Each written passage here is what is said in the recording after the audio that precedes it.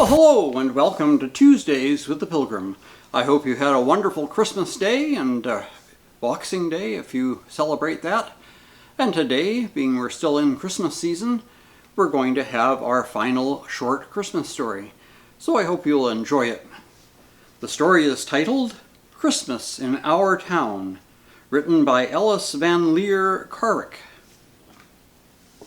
Do you know, I have discovered an infallible test for old age, my real old age, when I shall be tottering and worn by time, and ancient enough to welcome my last long home. It will come on that doleful day when I do not feel a little sliver of happiness at the fall of the first snow, or the joyful ringing of Christmas bells. Of course, I am all too well aware that the gladsome sensation is but fleeting, that in mid-April I shall be somewhat sootified with the deep drifts high-piled beneath my parlor windows, and that when the maddening holidays are over, I shall croon to myself a sad little song of my own making. Christmas comes but once a year, if it came any more, I wouldn't be here. But the magic of the seasons blessedly will intervene. Soon my tall syringas, dressed for bridal, are going to tap with slender fingers at the pane. Green summer, her train embroidered thick with flowers, again will walk in beauty over our north country. And to carry further my lyric analogies, I know that autumn plans to ply her gaudy paintbrushes and once more lacquer the hillsides with gold and crimson.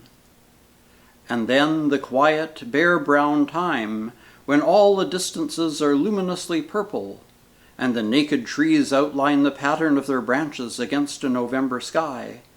Why, that's a gentle prelude, played in a minor key, to softly falling snow, and I begin to listen for the musical jangle of sleigh bells. There's frost in every word of that phrase, and even to feel a certain enthusiasm for the long and strong bands of a New England winter inevitably to be laid across my life. Somehow cold weather has lost its fancied austerity and become wholly lovable. I wish I remembered more about the southern Christmases, but you see I was so little then, and now in my mind there is just a whirling kaleidoscope of windy weather and a gray river that rose and rose, a huge turkey and a hooger spiced round, a delicacy I have never forgotten, and the steaming fragrance of eggnog, and little children shouting, "Christmas gift!" And, of course, firecrackers. Some of the Tennessee customs we brought north with us.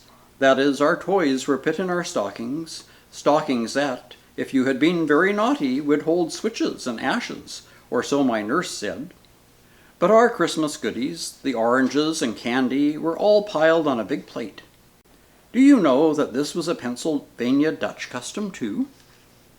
But we never had a tree, and I always wanted one, and after I was 4, I had never had a Santa Claus.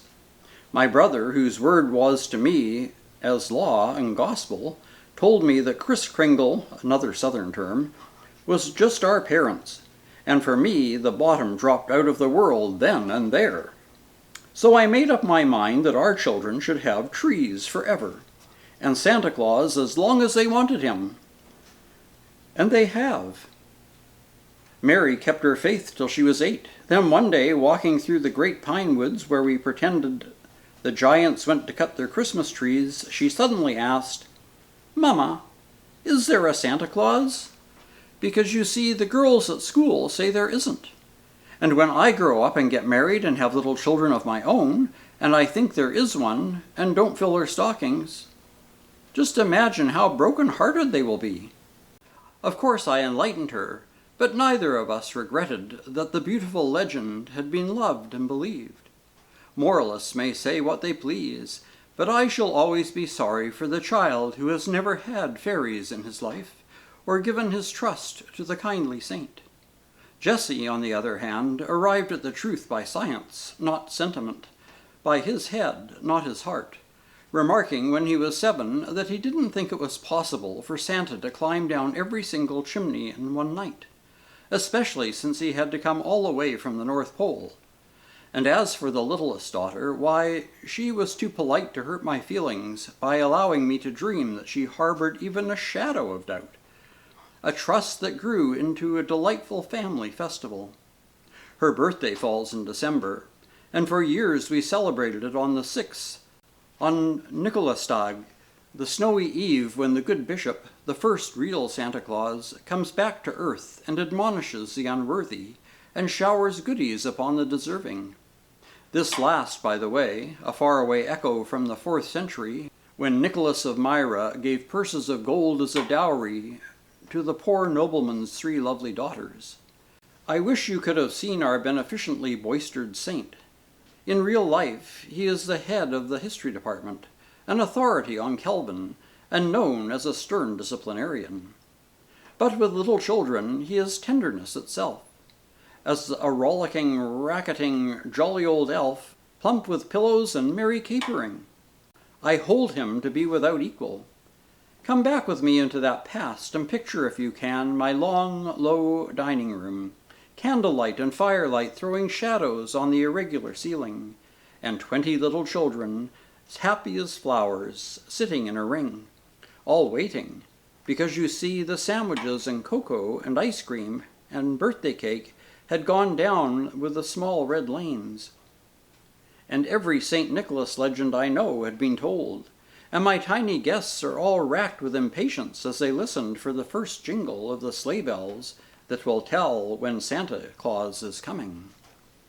And then the jingle comes, and grows louder, and the big, red, snowy bearded man bounds into the room and calls every boy and girl by name, and gives them each a toy, and rehearses the deadly sins of childhood, greediness, and teasing the pussycat, and not minding their dear parents, and being unkind to smaller sisters and brothers, and coming to the dinner table with very dirty hands. Mothers during the next month will rise up and extol my name, for the morality chart of that small fry is to show a high upward curve in virtue. Last of all, for a climax, and that St. Nicholas may authentically vanish, a sheet is spread on the floor, and on it he throws great handfuls of candy. All you can see is one wiggling mass of tangled arms and legs, and in the melee, Santa Claus disappears to divest himself of his pomp and ancientry in my Heppel-white bedroom. My littlest daughter is now grown too old for such fantasies, but next year I really think I'll give another Nicolastag party, just because I so love the joy of little children and the beauty of old festivals. How our 3 children have always adored winter, white winter with Christmas as the core of its heart. Wide, glistening fields and pine-trimmed hills, gardens tucked away safe until spring, but where, nonetheless, that magic rose of Noel might blossom, and all the little houses asleep under thick, smooth coverlets made, you must understand, from the feathers that Fauhold has shaken down from a wonderful sky. My husband says that Christmas always makes him think of tinkling bells, but to me it means long-ago legends and our children gathered about the family fireplace. One such memory comes to mind now. We were sitting in front of it popping corn, and we had been writing letters to Santa Claus. Do you remember how it is done? Well, this is the way. You write your letters very carefully, addressing them to Rock Candy Castle, Elfland. I've forgotten where we first got that idea, but we always used it. And then you drop the notes into the embers. If you are wise parents, you will first leave doors open so that the draft may whisk the papers up the chimney, for that's how Santa gets his mail. It was very warm and pleasant in there by the hearth, the walls painted by the firelight, and the witches cozily making tea out under the lilac bush. And all at once Mary looked at me with trustful round blue eyes and said, "I don't suppose that any little children in the world are as happy as we are."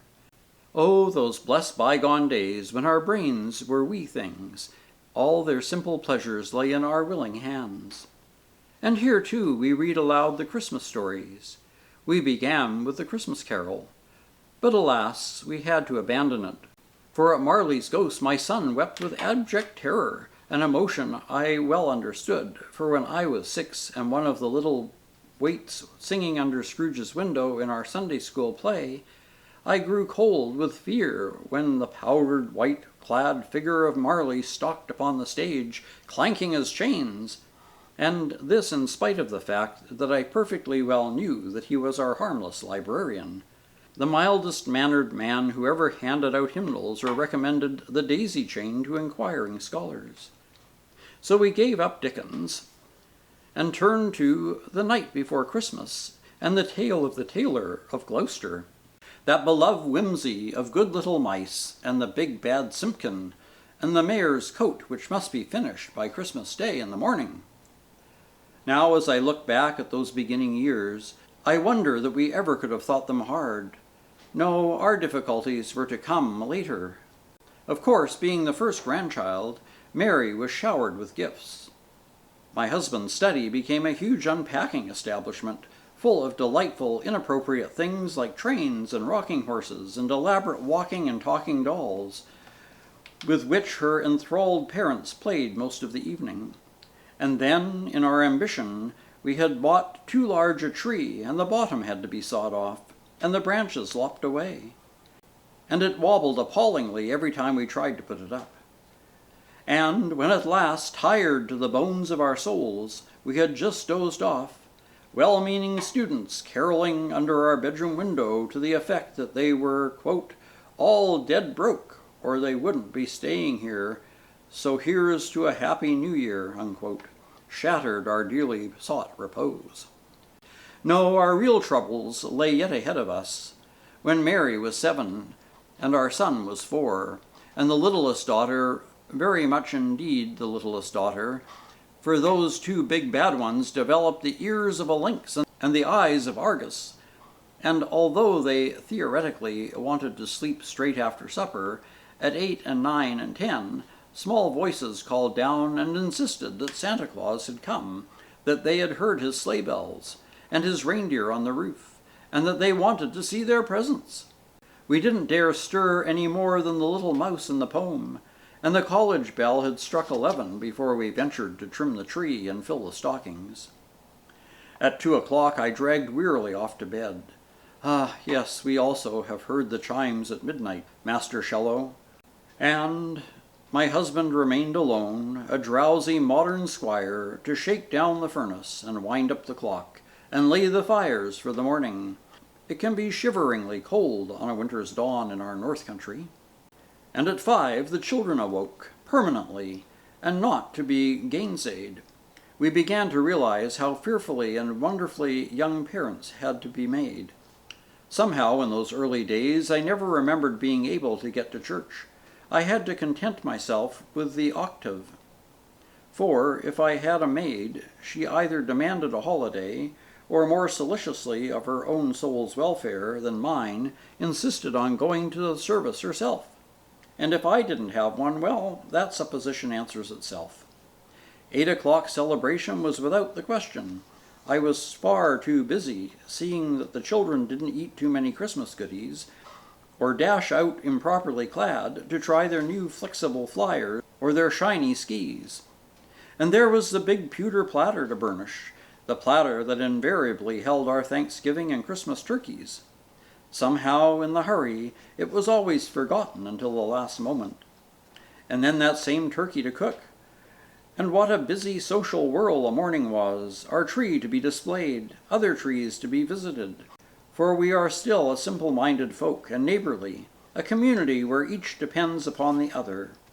Last, belated presents to be given and received, and 1,000 cards to range up my tip table. Ah, well, perhaps it's not so different now, for we are creatures of a beautiful habit, and Christmas is always a blessed bother and a bustle, wreaths to put in all the windows, and lovely trailing greens. A big box comes to me from a gracious friend in collecting, way down in Texas, to drape along the tall white mantels and to place over every picture. The mistletoe hangs on the cottage wall.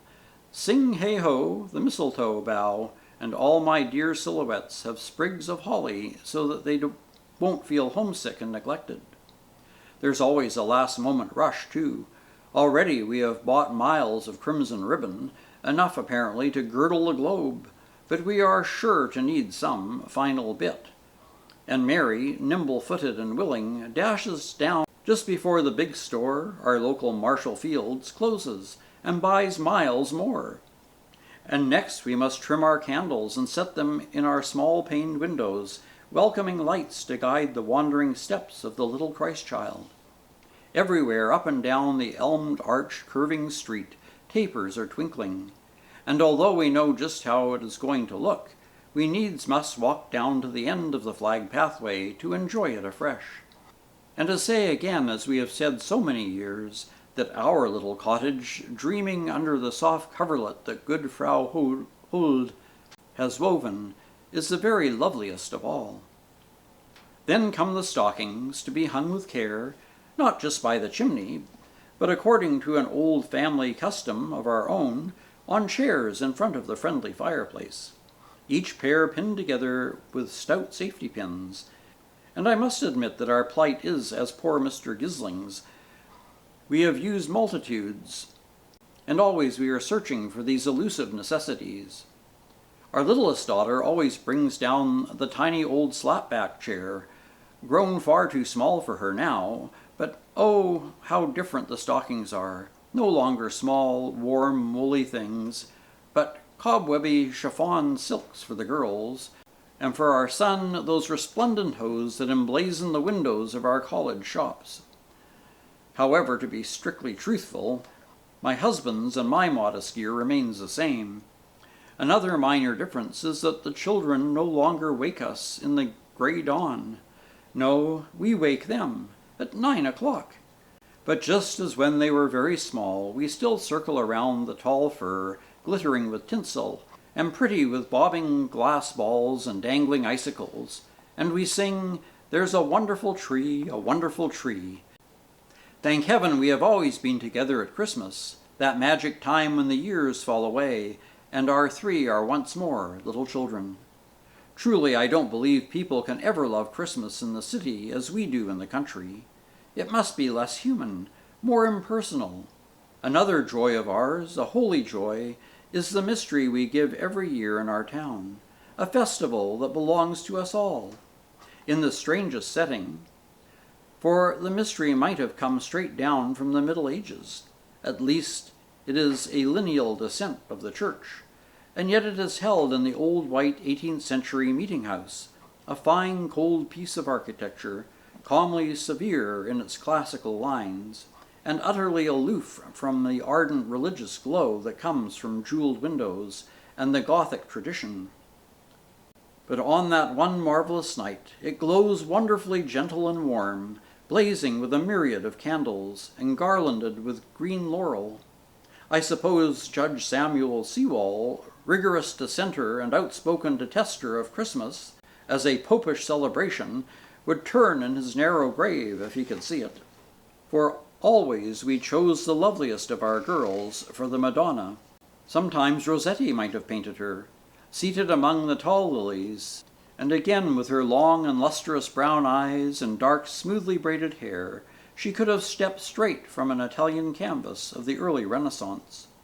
And the angels are young too, and fair, akin to the Lady Mary's handmaidens, whose names are like sweet symphonies. In our little town, every lass grows up in the hope of someday being an angel, just as the little lads plan to be shepherds. If ever you are in Hanover at Christmastide, come with me to the mystery. I know you will love it just as I do. The thronged church, yellow candle flames illuminating the shadows, a distant harmony of clear voices, and then the angels bearing great waxen tapers and chanting "Silent Night, Holy Night," as they pass in reverent procession down the long aisles. They are just the girls I have known all their days in Hanover. Their robes are only white cheesecloth trimmed with gilt paper, their crowns of glory-twisted tinsel. But to all of us it is a hallowed and gracious vision. And when they kneel before the Madonna and the little manger and sing, What child is this that's laid to rest? My heart literally skips a beat with sheer happiness. And next come the shepherds. They too are my familiar friends, praising that first Noel. And last of all, the wise men, offering their gifts of gold, frankincense, and myrrh, and gorgeous with every oriental robe and scarf that we can beg or borrow. Next year we mean to have a Moorish king. Wasn't he Balthazar? With a turban like a blossoming almond tree, and cherubim with gilded hands and faces, and Raphael's Holy Family. Ah, if only I could invite old Samuel Seawall. He'd come, of course, to thunder denunciations, but maybe he would remain to pray. For what does our Christmas mystery mean but peace on earth and goodwill to men? Well, that's our story for today. Hope you've enjoyed it. Kind of some Christmas memories. I'm sure you, like myself, have some fond memories of Christmases past when your children were little, or perhaps you're young enough now that your children are still at home. Whichever the case may be, cherish those memories. They are the things that make life a joy. Until next Tuesday, when we will be starting a new series, take care, stay safe, and God bless.